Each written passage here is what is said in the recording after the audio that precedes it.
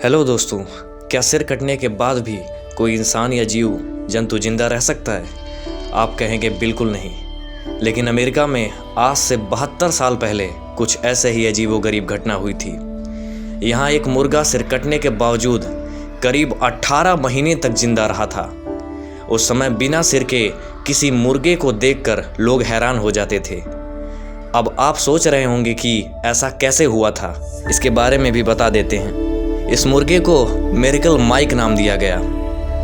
दरअसल 10 सितंबर 1945 को कोलोराडो के फ्रूटा में रहने वाले किसान लॉयड ओल्सन अपनी पत्नी क्लारा के साथ अपने फार्म पर मुर्गियों को काट रहे थे। उन्होंने कई मुर्गियां काटी। इस दौरान लॉयड ने 5.5 महीने के एक मुर्गे का सिर काटा, जिसका नाम माइक था। लेकिन उन्हें हैरानी तब हुई जब वह मुर्गा मरा नहीं, बल्कि बिना सिर के ही दौड़े जा रहा था। इसके बाद उन्होंने उसे एक बक्से में बंद कर दिया, लेकिन अगली सुबह जब उठकर देखा तो वह जिंदा ही था। बिना सिर के मुर्गे के जिंदा रहने की खबर धीरे धीरे पूरे फ्रूटा में और उसके बाद अमेरिका के कई शहरों में भी फैल गई। कहते हैं कि साल्ट लेक सिटी में स्थित यूटा विश्वविद्यालय के वैज्ञानिकों ने यह जानने के लिए कई मुर्गों के सिर काट दिए थे कि बिना सिर के वो जिंदा रहते हैं या नहीं, लेकिन माइक जैसी खूबी उन्हें किसी भी मुर्गे में नहीं मिली।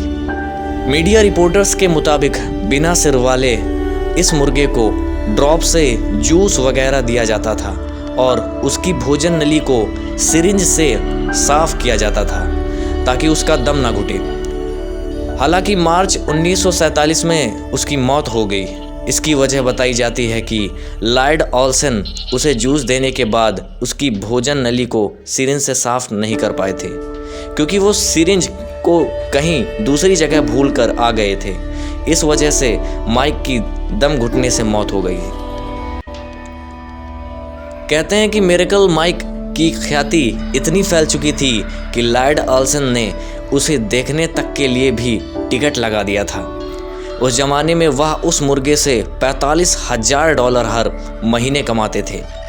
आज के हिसाब से ये $45,000 करीब 3,20,000 रुपए होते हैं। इस मुर्गे की वजह से ही लॉयड ओल्सन की आर्थिक स्थिति सुधर गई थी। अब आप सोच ही सकते हैं कि ये मुर्गा कितना ही बेशकीमती था।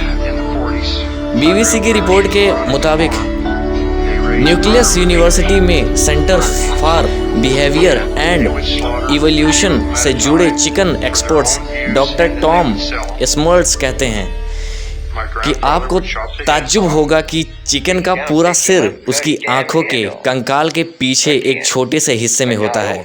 रिपोर्टर के अनुसार माइक की चोंच, चेहरा और आंखें निकल गई थी, लेकिन स्मोल्ट्स का अनुमान है कि उसके मस्तिष्क का 80% हिस्सा बचा रहा, जिससे माइक का शरीर, धड़कन, सांस, भूख और पाचन तंत्र चलता रहा।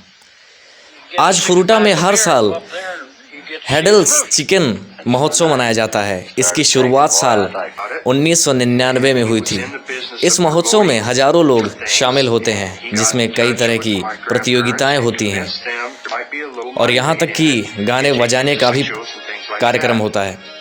तो धन्यवाद। अगर आपको ये वीडियो अच्छा लगा है तो प्लीज़ सब्सक्राइब करिए, लाइक करिए, कमेंट करिए, शेयर करिए। जय हिंद, जय भारत।